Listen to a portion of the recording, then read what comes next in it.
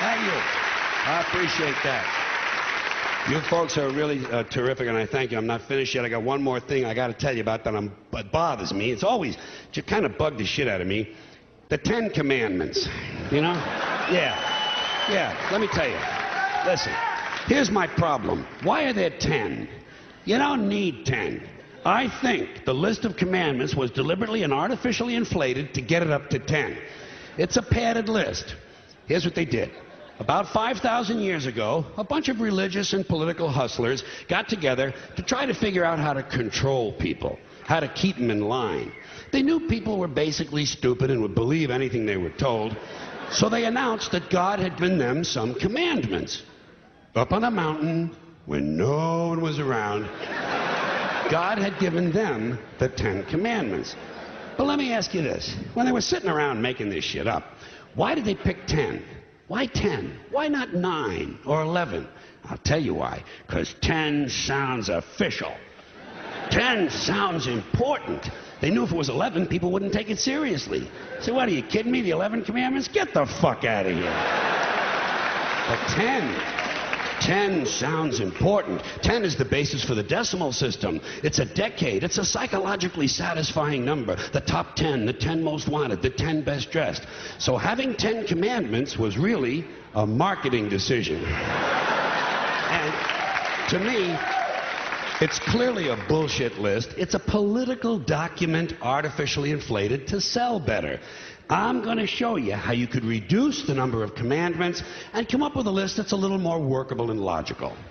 We're going to start with the first 3, and I'll use the Roman Catholic version because those are the ones I was taught as a little boy. I am the Lord thy God. Thou shalt not have strange gods before me. Thou shalt not take the name of the Lord thy God in vain. Thou shalt keep holy the Sabbath. Right off the bat, the first 3, pure bullshit.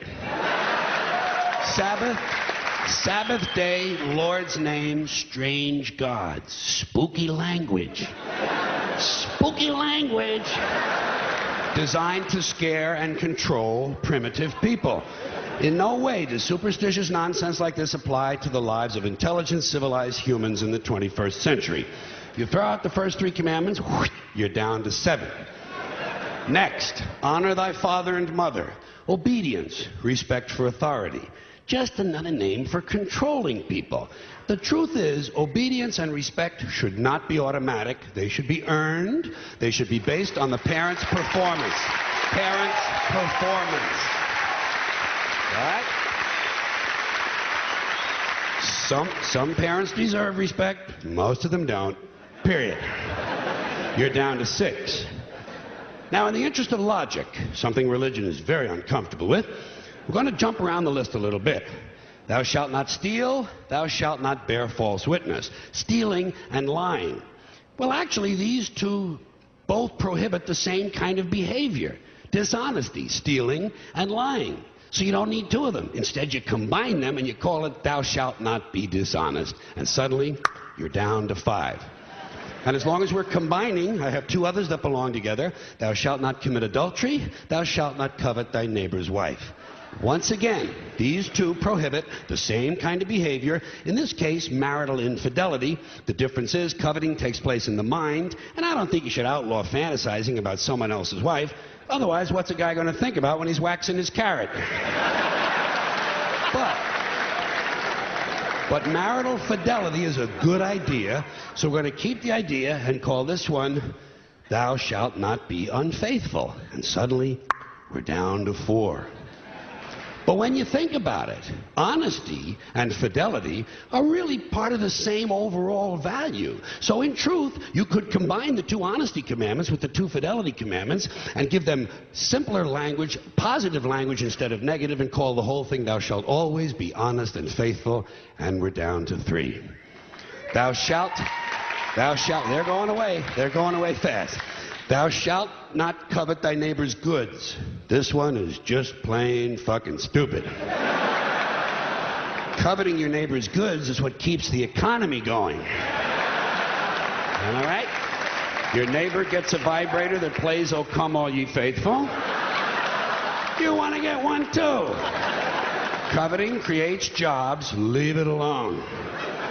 You throw out coveting, and you're down to 2 now. The big honesty and fidelity commandment, and the one we haven't talked about yet, thou shalt not kill. Murder. The 5th commandment. But when you think about it, religion has never really had a big problem with murder. Not really. More people have been killed in the name of God than for any other reason. All you have to do... Sure.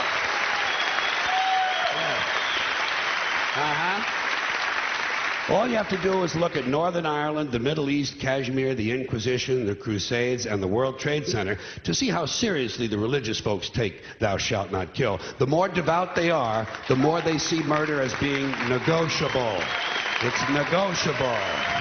You know? It depends. It depends. It depends on who's doing the killing and who's getting killed. So, with all of this in mind, I leave you with my revised list of the 2 commandments. Thou shalt always be honest and faithful to the provider of thy nookie. And thou shalt try real hard not to kill anyone, unless, of course, they pray to a different invisible man from the one you pray to. 2 is all you need. Moses could have carried him down the hill in his fucking pocket. And if they had a list like that, I wouldn't mind those folks in Alabama putting it up on the courthouse wall. As long as they included one additional commandment, thou shalt keep thy religion to thyself. Thank you. Thank you. Thank you, everybody. Thanks for coming in. I appreciate it.